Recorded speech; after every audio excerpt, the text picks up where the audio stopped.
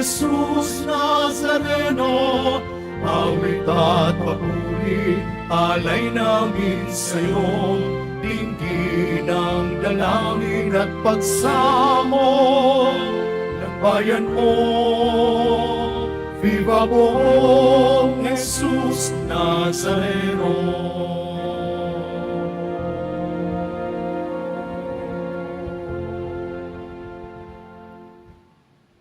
Sa ngalan ng Ama at ng Anak at ng Espiritu Santo, Amen. ang pagpapala ng ating Panginoong Jesucristo, ang pag-ibig ng Diyos Ama, at ang pagkakaisa ng Espiritu Santo na ba'y sumainyong lahat. At sumayo rin.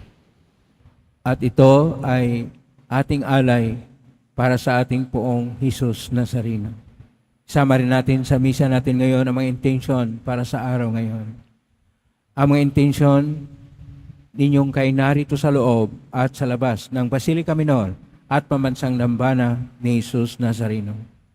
Ang mga intensyon ng mga nakiisa sa atin sa pagitan ng live streaming through Facebook Live, YouTube, X at iba pang social media dito sa ating bansa at iba't ibang dako ng mundo.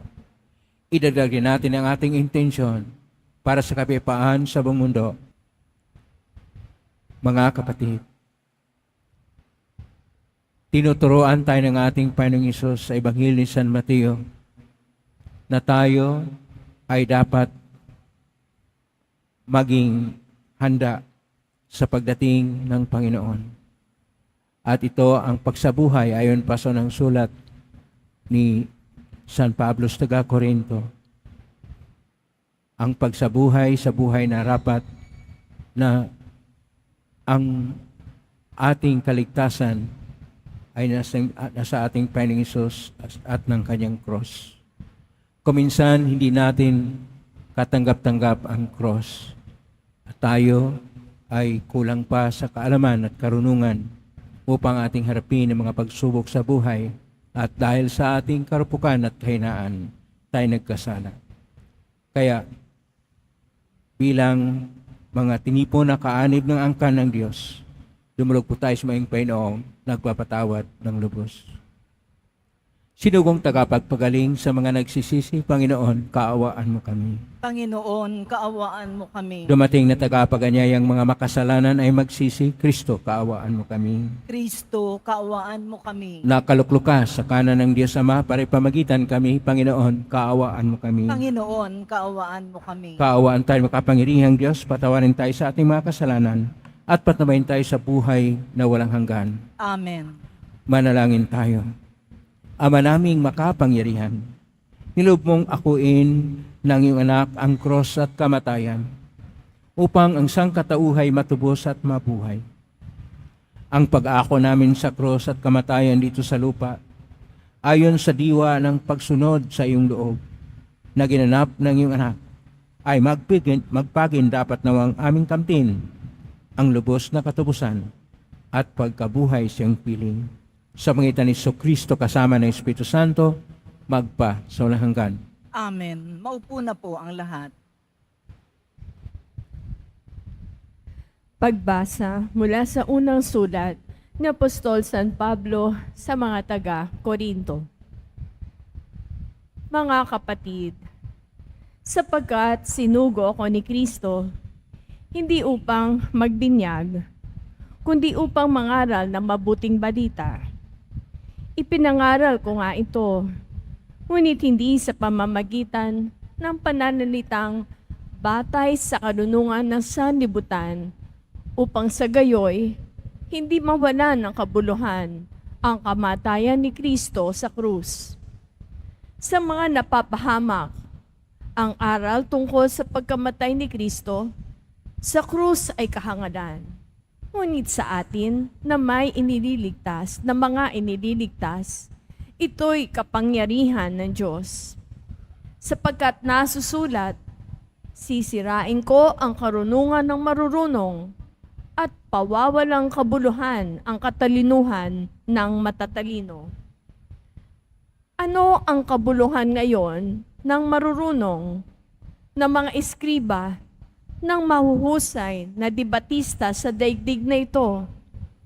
Ipinakikilala ng Diyos na ang karunungan ng sanlibutang ito ay kamangmangan.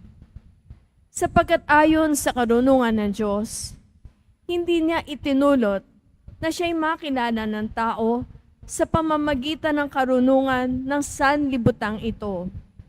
Sa halip, minarapat niyang ang mga nananalig sa kanya'y iligtas sa pamamagitan ng mabuting balita na aming ipinangaral, ngunit ipinalalagay naman ng sanlibutan na isang kahangalan. Ang mga Hudyo'y humihingi ng kababalaghan bilang katunayan. Karunungan naman ang hinahanap ng mga Griego. Ngunit ang ipinangangaral namin, si Kristong ipinako sa krus, isang katitisuran sa mga Hudyo at kahangalan para sa mga Hentil. Subalit sa mga tinawag ng Diyos, maging Hudyo at Griego, si Kristo ang kapangyarihan at karunungan ng Diyos. Sapagkat inaakala nilang kahangalan ng Diyos ay karunungang higit kaysa lahat ng karunungan ng tao. At ang inaakala namang kahinaan ng Diyos ay lakas na higit sa lahat ng kalakasan ng tao. Ang salita ng Diyos. Salamat sa Diyos. Awat pag-ibig ng Diyos sa sangkalupaay lubos. Awat pag-ibig ng Diyos sa sangkalupa ay lubos. Lahat ng matuwid dapat na magsaya dahil sa ginawa ng Diyos sa kanila. Kayong masunuri, magpuri sa Kanya. Ang Diyos na Panginoon ay pasalamatan, tugtugin ng alpat, awit ay saliwan. Awat pag-ibig ng Diyos sa sangkalupa ay lubos. Panginooy tapat sa Kanyang salita at maasahan ang Kanyang ginawa. Minamahal niya ang gawang matapat, ang pag-ibig niya sa mundo'y laganap. Awat pag-ibig ng Diyos sa sangkalupa ay lubos. Ang binabalangkas niyong mga bansa, Kanyang nababagot, winawalang bisa. Ngunit ang mga panukala ng Diyos ay mamamalagit, walang pagkatapos. Awat pag-ibig ng Diyos sa sangkalupa ay lubos. Tumayo na po ang lahat.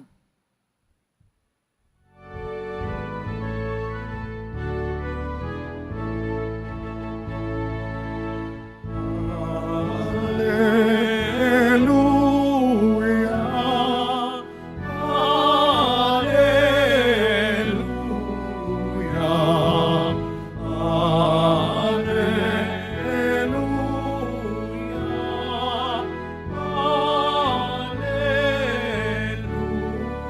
hallelujah.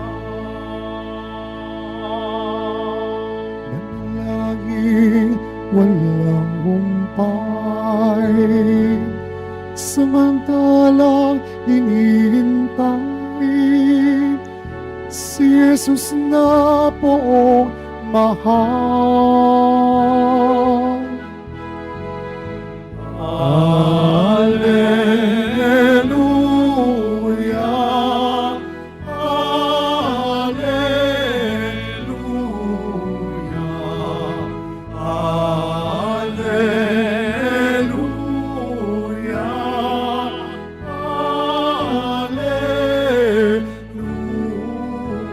hallelujah.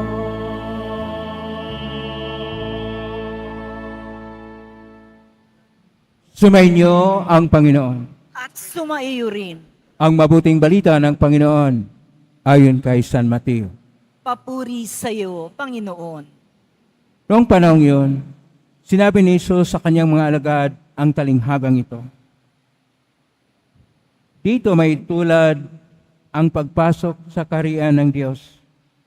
May 10 dalagang lumabas upang sumalubong sa lalaking ikakasal. Bawat isa'y may dalang ilawan. Ang 5 sa kanila ay hangal at ang 5 matalino. Ang mga hangal ay nagdala ng kanilang mga ilawan, ngunit hindi nagbaon ng langis. Subalit, ang matatalino'y nagdala ng langis, bukod pa sa nasa kanilang ilawan. Nabalam ang dating ng lalaking ikakasal, kahit inantok silang lahat at nakatulog. Ngunit ng hating gabi na may sumigaw, "Narito na ang lalaking ikakasal, salubungin ninyo." Agad nagbangon ang 10 dalaga at inayos ang kanilang ilawan. Sinabi ng mga hangal sa matatalino, "Bigyan naman ninyo kami ng kaunting langis. Andap-andap na ang aming mga ilawan eh. Baka hindi magkasya ito sa ating lahat." Tugon ng matatalino, "Mabuti pa'y pumunta muna kayo sa nagtinda at bumili para sa inyo." Kaya't lumakad ang 5 hangal na dalaga. Samantalang bumibili sila, dumating ang lalaking ikakasal at ang 5 nakahanda ay kasama niyang pumasok sa kasalan at ipininid ang pinto. Pagkatapos, dumating naman ang 5 hangal na dalaga. "Panginoon, papasukin po ninyo kami," sigaw nila. Ngunit tumugon siya, "Sinasabi ko sa inyo, hindi ko kayo nakikilala. Kaya magbantay kayo, sapagkat hindi nyo alam ang araw ni ang oras." Ang mabuting balita ng Panginoon. Pinupuri ka namin, Panginoong Heso Kristo. Maupo na po ang lahat. Isang mapagpalang araw po sa inyong lahat. Purihin po natin ang ating Pong Hesus Nazareno. Kahit na tag-ulan at kahit na mahirap ang papunta dito sa tahanan ng Pong Hesus Nazareno sa Quiapo, talagang ang pag-ibig ninyo sa Kanyang ay hindi nagbabago. Lagi pa rin kayong nagsiksikan at kahit na mahirap ay nagpunta pa rin dito upang ipahayag ang inyong debosyon sa ating Poong Hesus Nazareno. Plakpakan po natin ang lahat na may malaking mga debosyon at debosyon natin sa ating Poong Hesus Nazareno, sapagkat dahil sa Kanya, tinuturuan po tayo ano ang dapat at narapat na gawin bilang matatalino. Sa atin pong mga pagbasa ngayon ay naulit-ulit yung karunungan at talino. Ang salita ng Hebreo sa karunungan ay hokma. Itong hokma ay ibig sabihin na tayo ay matalino, tayo ay maayos, at tayo magbantay lagi, at lagi tayong handa kung ano man ang mga pangyayari. Ganun din ang sinabi ng ating Panginoon sa Ebanghelyo ngayon sa Mateo, Kapitulo 25, 1 hanggang 13, na sa verso 13 sinasabi niya, "Kaya magbantay kayo, sapagkat hindi nyo alam ang araw ni ang oras." At ang pagbantay, ayun yung pagpasok natin sa kaharian ng Diyos. Yung kaharian ng Diyos ay ang langit, na sa pagdating ng panahon na tayo ay pauwi na doon, kailangan na tayo ay nakahanda. Lahat po tayo sa ating pagbinyag ay nakatanggap ng ilaw. Kung maalala ninyo, mayroong kandila na sinisindihan. Ilaw na tinatanggap. Yun po ang sinisimbolo ng mga lampara na dala po natin. Pero ang iba po sa atin ay hindi po matatalino. Kalahati po ay tinatawag na mga hangal dahil hindi nagbaon tayo ng mga mitiin. Ang mga mitiin, ito yung langis na sa loob ng lampara upang tayo ay magbigay ilaw sa pagdating ng Panginoon sa ating buhay. Sapagkat ang kanyang pagdating ay ang pag-ugnay niya sa simbahan at siya ang ikakasal sa simbahan na siyang bagong Israel, na siyang pagkaisa ng Panginoon sa kanyang sambayanan. Kaya po sa ating unang pagbasa, sa unang sulat ni San Pablo sa Corinto, Kapitulo 1, verso 17 hanggang 25, pinaalalahanan tayo na ang ating paghanda sa pagtanggap ng Panginoon at pakiisa sa Kanya ay dapat ang pagtanggap ng tunay na kahulugan ng lahat ng sakripisyo ng ating pong Hesus Nazareno. Hindi po na basta niligtas lang tayo. Pwede tayong iligtas ng Panginoon. Sabi niya, ligtas na kayong lahat, ligtas na tayong lahat. Pero, anong ginawa niya? Kanya pong ipinapahayag ang kanyang dakilang pag-ibig sa atin. Sa pamagitan ng pag-alay ng kanyang buhay, pasan niya ang cross. Pasan niya ang paghihirap. Namatay siya sa cross. At siya'y nabuhay muli. Upang kanyang ipahayag na hindi po basta mga salita lang o ibanghilyo na tinuturo niya. At ang paggawa ng mga himala, dahil gumagawa ang himala ng Panginoon, kanya pong pinagaling ang may mga karamdaman. Kanya pong pinagaling ang mga bulag upang makakita, ang mga bingi upang makarinig, ang mga pilay upang makalakad. Kanya pong pinakain ng mga nagugutom. Lahat ay ginagawa niya, pati paglalakad sa ibabaw ng tubig upang tayo ay kanya pong tuturuan gaano kadakila ang kanyang pag-ibig sa atin, upang tayo ay manalig sa kanya, upang tayo ay maging masigla sa ating panampalataya sa kanya, upang siya ay magiging saysay at siyang pinaka-Panginoon ng ating buhay. Ngunit kung minsan, hindi natin natanggap na siya pala ang kapangyarihan natin, siya pala ang karunungan natin. Kaya, doon po sa ating unang pagbasa, sa unang sulat ni San Pablo sa Corinto, Kapitulo 1, verso 24, ang salitang koinokono Griego ay nandoon po ang dalawang salita na dapat nating malaman. Theo, Dina, Men. Ibig sabihin, ang Diyos ay siyang kapangyarihan. Theo, Sopian. Sopian, mula sa salitang Sophia, karunungan. Na siya ang ating kapangyarihan, siya ang ating karunungan, kaya dapat tayo ay mga tao na ayon pa sa ating ibanghilyo ngayon sa bersyon ng koinokono Griego, mayroon pong dalawang klase ng nananalig,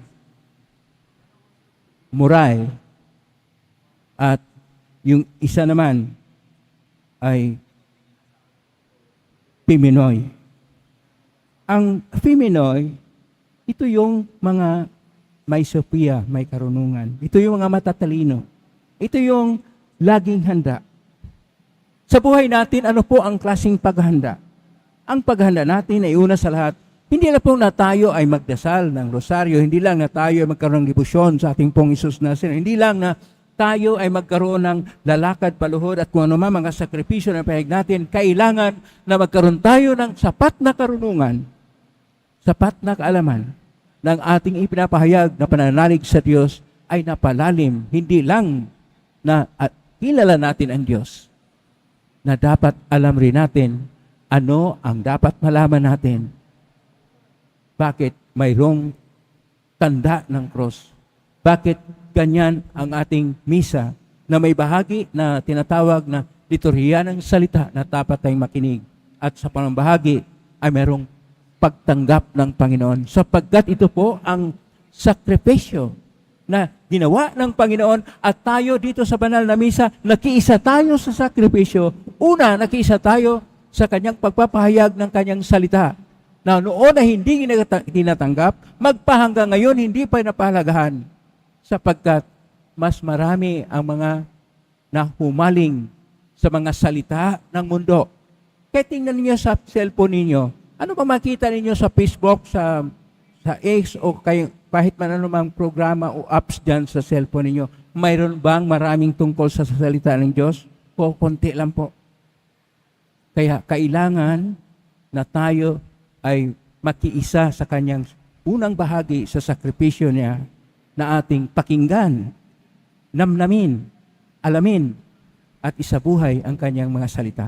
Pangalawa, na ang pagtanggap natin sa pagkomunyon ng Panginoon ay siyang tunay na pagtanggap na tayo nakiisa sa Kanya dahil siya nag-alay ng Kanyang buhay sa atin, simbolo ng Kanyang katawan at dugo na tinapay at bino na pinaghiwalay upang nagkaroon ng sakripisyo. Tayo'y nakiisa ng sakripisyo ng Panginoon upang tayo'y maging mga marunong na nagdala ng ating ilawan.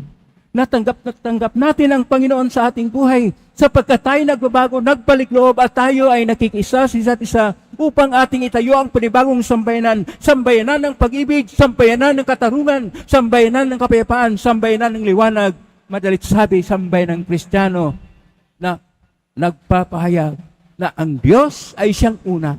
Ang Diyos ay siyang sentro sa lahat. Ang Diyos ay siyang saysay at kabuluhan ng buhay. Ang Diyos ay siyang Panginoon ng ating buhay.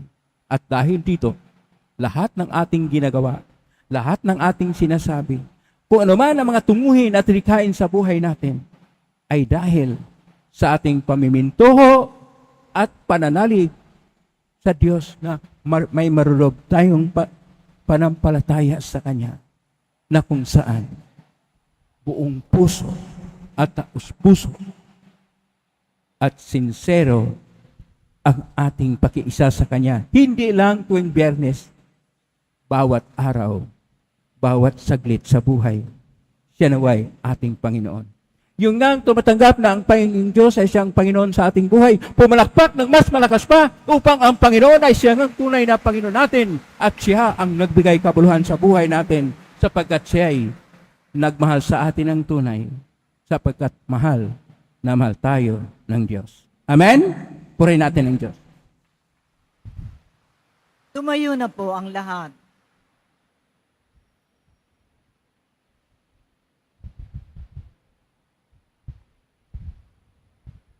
Mga minamahal ko mga kapatid, ilog natin sa mahal na pong Isus Nazareno ang ating mga kahilingan, taglay, ang matibay na panampalataya sa Kanyang pagka-Diyos, ang tapat na pag-asa sa Kanyang kapangyarihan, at ang maningas na pag-ibig sa Kanyang puso. Atin pong itutugon, mahal na pong Isus Nazareno, kaawaan mo kami. Mahal na poong Jesus Nazareno, kaawaan mo kami. Upang ang Eukaristiya na ating tinatanggap sa komunyon at inihahandog sa misa bilang alaala ng mga hirap ng mananakop ay magdulot sa atin ng wagas na pagmamahal sa Diyos at sa kapwa. Manalangin tayo. Mahal na poong Jesus Nazareno, kaawaan mo kami.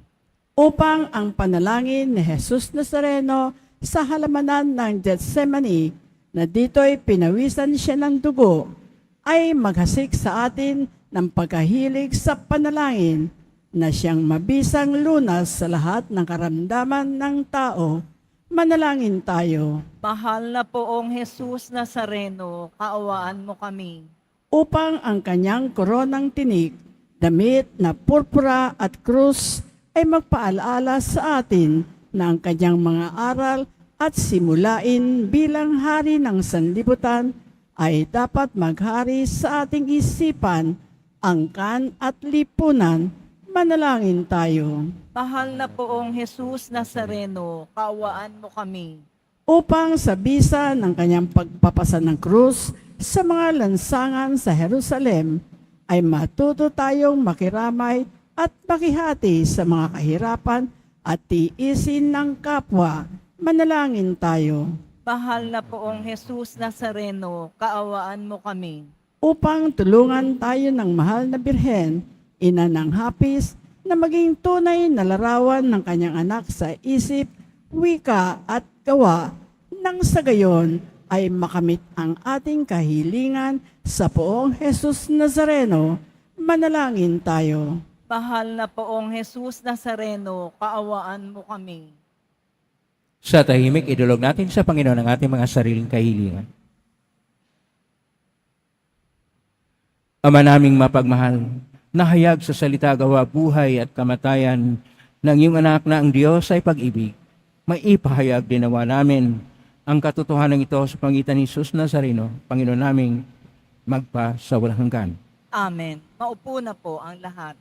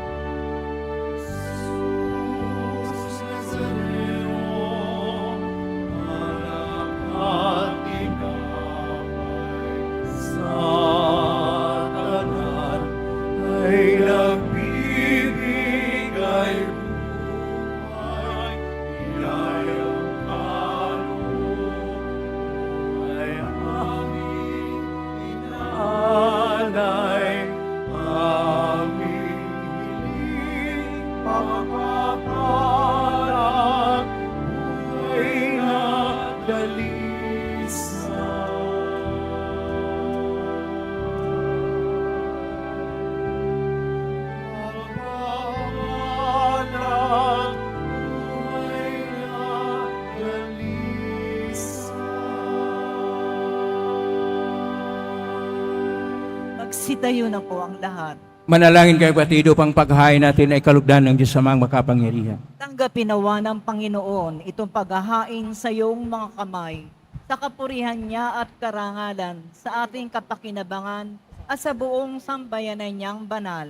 Ama naming lumikha sa ikapagpatawad ng mga kasalanan, maganap nawa ang paghahain ito na sa dambana ng cross ay siyang pumawi sa kasalanan ng buong mundo.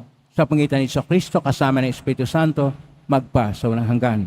Amen. Sumainyo ang Panginoon. At sumaiyo Itaas sa Diyos sa inyong puso at diwa. tinaas na namin sa Panginoon. Pasalamatan natin ang Panginoong ating Diyos. Marapat na siya ay pasalamatan. Ama ng kapanin, tunay marapat ni kay aming pasalamatan yung pinasyang sa kahoy ng cross, ang sangkatauhay, tubusin ni Jesus sa punong kahoy, nagkapuwang ang kamatayan sa kahoy na cross, itinanghal ang pagkabuhay. Sa punong kahoy na naig ang sumuway sa iyo, sa kahoy na cross, siya ay nadaig at ng masunuring anak mo. Kaya kaysa namang hel si siya awit ng papuri sa pay, sa kalangitan kami nagbubunyi sa kanakilaan.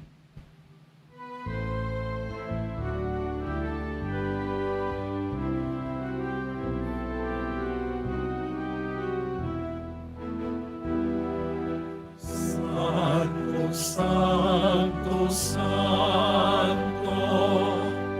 Panginoon, Diyos ng mga hukbo, napupuno ang langit at lupa ng kadakilan mo. Hosana, Hosana, Hosana sa kaitaasan. Hosana, Hosana, Hosana sa kaitaasan. Pinagpalang na parito sa ngalan ng Panginoon. Hosana, Hosana, Hosana sa kaitaasan. Hosana, Hosana, Hosana sa kaitaasan. Nagsiluhod na po ang lahat.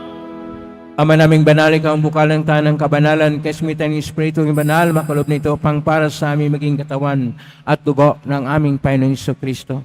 Bago niya pinagtisang kusang loob na maging handog, hinawakan niya ang tinapay, pinasalamatan kanya, pinaghati-hati ngayon, iniabot sa kanyang malagad at sinabi, tanggapin ninyong lahat ito at kanin. Ito ang aking katawan na ihandog para sa inyo.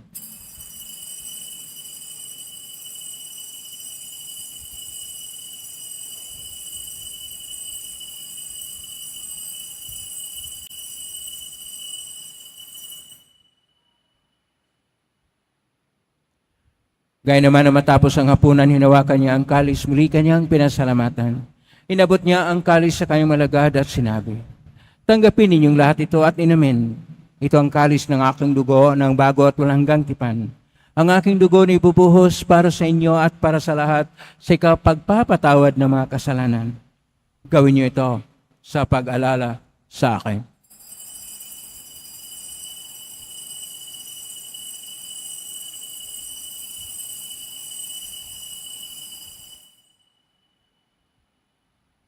Tumayo na po ang lahat.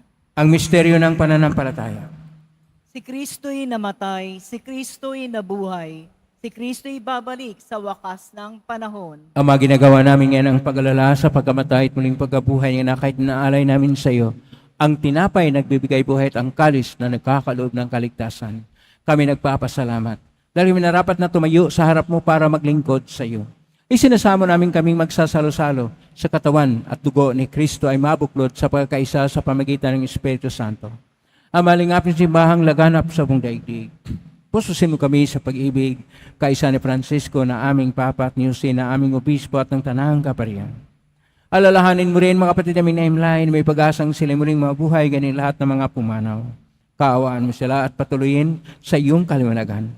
Kabaniripatin kaming lahat na makasalo siyang buhay na walang wakas. Kaisaan Mara Birhen Maria na Ina ng Diyos, ng kabiyak ng puso niya ang San Jose. Kaisaan mga apostol, ni San Juan Bautista, ni San Roque, ni San Lorenzo Reyes de Manila, ni San Pedro Calungsod at ng lahat ng mga banal na namuhay dito sa daigdig ng kalugod-lugod sa iyo, maipagdiwang nawa namin ang pagpupuri si karangal mo sa pangitan ng anak na aming Panginoong Hesus Kristo. Sa pamamagitan ni Kristo, kasama niya at sa Kanya, ang lahat ng parangal at papuri ay sa iyo, Diyos Amang makapangyarihan, kasama ng Espiritu Santo, magpasawalang hanggan.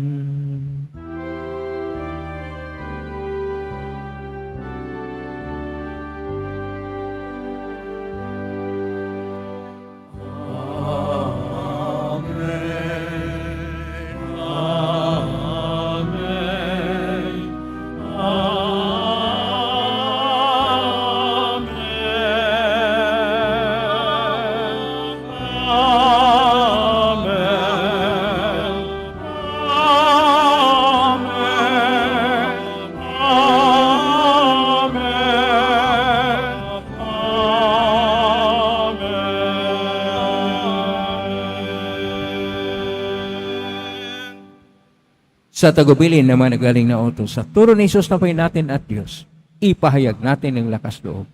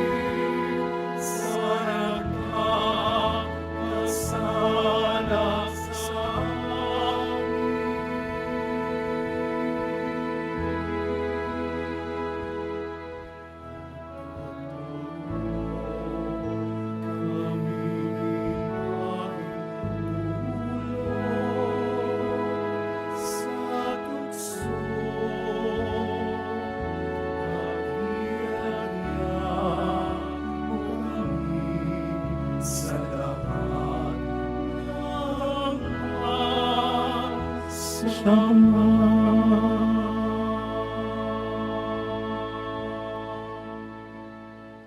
Hiniling namin kami adya sa lahat ng masama. Pagkaluban ng kapayapaan araw-araw, iligtas sa kasalanan at talis sa lahat ng kapahamakan, samantalang aming pinanabikan ang dakilang araw ng pagpapahayag ng tagapagligtas naming si Jesucristo. Sapagkat iyo ang kaharian at ang kapangyarihan at ang kapurihan magpakailanman. Amen. Panginoong Jesucristo, sinabi mo sa mga apostol, kapayapaan ang iniiwan ko sa inyo, ang aking kapayapaan binibigay ko sa inyo. Tunghayan mo ang panampalataya at huwag ang aming pagkakasala. Pagkalooban mo kami ng kapayapaan at pagkakaisa ayon sa iyong kalooban kasama ng Espiritu Santo, magpa sa walang hanggan. Amen. Ang kapayapaan ng Panginoon ay laging sumainyo. At sumaiyo rin. Magbigayin kayo ng kapayapaan sa isa't isa. Kapayapaan sa inyo.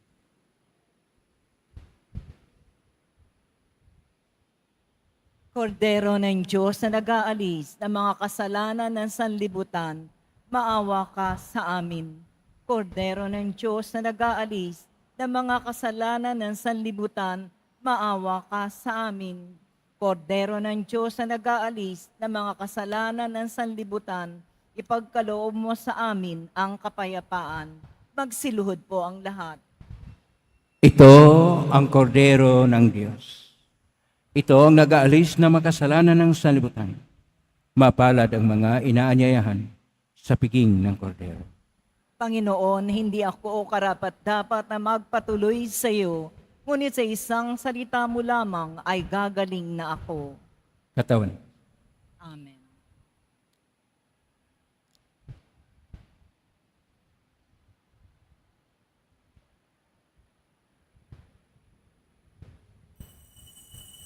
Para sa lahat ng tatanggap ng banal na komunyon, sasagot po tayo ng amen pagkasabi ng pari o ng lay minister ng katawan ni Kristo at isubo agad sa bibig bago umalis sa harapan ng pari o lay minister. Sumunod po tayo.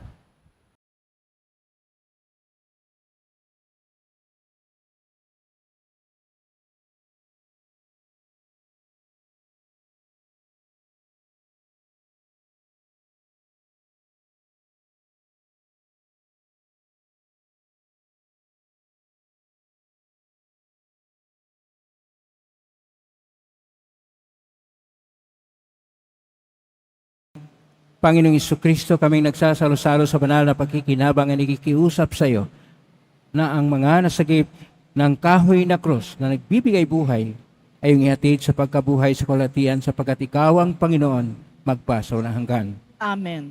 Maraming salamat po sa inyong pagdalaw sa tahanan ng ating pong Isus Nazareno. Kami narito at kayo mga naugnay sa iba't ibang social media platform na posting sa iba't ibang paraan ang inyong panalangin na dinggin ng pong Isus Nazareno. Salamat po sa lahat na nagbigay ng tulong at donasyon sa Quiapo Church, sa pamagkatulong ng Quiapo Church, sa kapwa natin mahirap at pangangailangan. Salamat po sa inyong tulong, pagpalain ka ng Diyos. Salamat sa lahat ng mga naglilingkod ngayon, pagpalain ka lagi ng pong Isus Nazareno. Plakpakan po natin lahat ng mga naglilingkod, lahat ng narito, lahat ng naugnay sa atin, lahat ng tumutulong sa atin. Naway, ang Panginoon Diyos ay magbigay sa inyong biyayang siksik-liglig at nag-umapaw.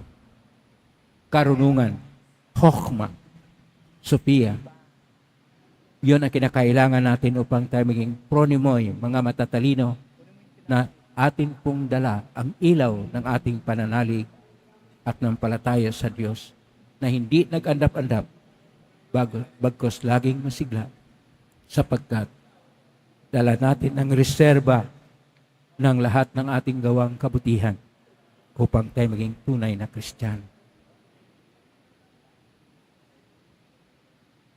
Ngayon na po ang pumbasbas. Nangyari po lamang itaas sa bagya na may ibagay ng pasbasan. Sumainyo ang Panginoon. At sumayo rin. Mahal na pong Isus Nazareno.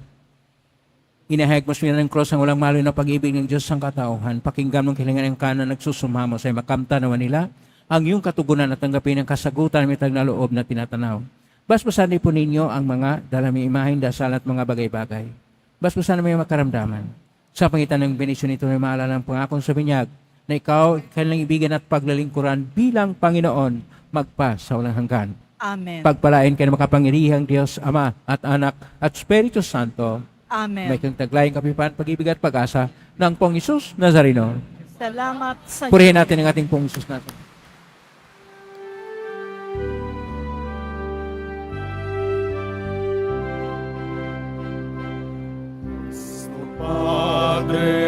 Jesus Nazareno, sinasamba ka namin.